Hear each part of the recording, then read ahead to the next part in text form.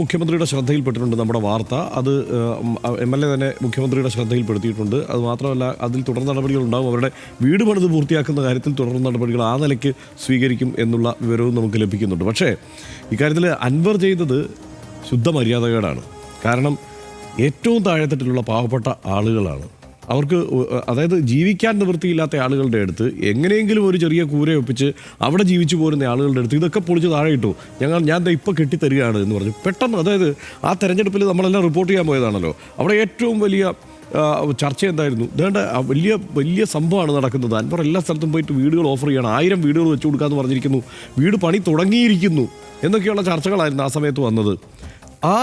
അതായത് എന്നിട്ട് ഇപ്പോൾ ചോദിക്കുമ്പോൾ പറയുന്നത് ഞാൻ എൻ്റെ പോക്കറ്റിൽ നിന്നുള്ള പൈസ കൊടുത്തിട്ടാണ് അത് പണിയുന്നത്. ആരെങ്കിലും ചോദിച്ചിരുന്നു? ഇവരാരെങ്കിലും പോയി അൻവറിനോട് പറഞ്ഞോ എനിക്ക് വീട് പണിത് തരണമെന്ന്? അവിടേക്ക് പോയിട്ട് ഒരു പൊളിറ്റിക്കൽ ഗിമ്മിക്ക്, അതായത് ഈ തെരഞ്ഞെടുപ്പ് കാലത്ത് അതൊന്ന് കടന്നുകൂടാൻ വേണ്ടിയിട്ടുള്ള തന്ത്രപരമായ മര്യാദ കെട്ട നിലപാടാണ് ആ കാര്യത്തിൽ അൻവർ സ്വീകരിച്ചെന്നുള്ള കാര്യത്തിൽ ഒരു സംശയമില്ല. എന്നിട്ട് അവരെ തിരിഞ്ഞു നോക്കുന്നില്ല, വിളിക്കുമ്പോൾ ഫോൺ എടുക്കുന്നില്ല, അല്ലെങ്കിൽ അല്ലാത്തപ്പോൾ ഭീഷണിപ്പെടുത്തുക. അതൊക്കെ ആ ആളുകൾ ഇവരെ ആരെങ്കിലും എന്തെങ്കിലും തരത്തിൽ ആർക്കെങ്കിലും സ്വാധീനിക്കാൻ പറ്റുന്നവരോ അല്ലെങ്കിൽ എന്തെങ്കിലും ദുരുദ്ദേശത്തോടെ പറയുന്നവരാണല്ലോ. ആണോ ഈ നമ്മൾ ഈ കണ്ട ആളുകൾ? അത്രയ്ക്ക് പാവങ്ങളായ സാധാരണക്കാരായ ആളുകളെയാണ് ഇപ്പോൾ കൊഞ്ഞനം കുത്തി കാണിക്കുന്നത് അൻവർ. അതിപ്പോൾ നമ്മൾ ന്യൂസ് മലയാളം ആ വാർത്ത ചെയ്തതോടെ ന്യൂസ് മലയാളത്തെക്കുറിച്ച് എന്തെങ്കിലും പറഞ്ഞാൽ അതൊന്നും നമ്മൾ മൈൻഡ് ചെയ്യേണ്ട കാര്യമില്ല. അതൊന്നും നമ്മൾ അതിനെ ആ അവജ്ഞയോടെ പുച്ഛിച്ചു തള്ളുക എന്നുള്ളതേ ഉള്ളൂ. പക്ഷേ ഈ സാധാരണക്കാരായ പാവപ്പെട്ട മനുഷ്യരുടെ പ്രശ്നമാണ് നമ്മൾ പറഞ്ഞത്. 10 വീടുകളിൽ ലെവിൻ നേരിട്ട് പോയി. അതിൽ കൂടുതൽ വീടുകളുണ്ട്, 10 വീടുകൾ, അതിൽ 400 സ്ക്വയർ ഫീറ്റ്, അതായത് 400 സ്ക്വയർ ഫീറ്റുള്ള ഒരു വീട് മാത്രമാണ് കട്ടളപ്പൊക്കെ പൊങ്ങിയിരിക്കുന്നത്. ബാക്കി മുഴുവൻ തറ കെട്ടിയിട്ടിരിക്കുന്ന വീടുകളാണ്. എന്നിട്ട് ഇതൊരു വിവാദമാവാതെ ഇരിക്കാൻ നിലമ്പൂർ ഉപതെരഞ്ഞെടുപ്പിന്റെ സമയത്ത് അവിടെ 4 ലോറി മണൽ കൊണ്ടുവന്ന് ഇറക്കിയിട്ടു.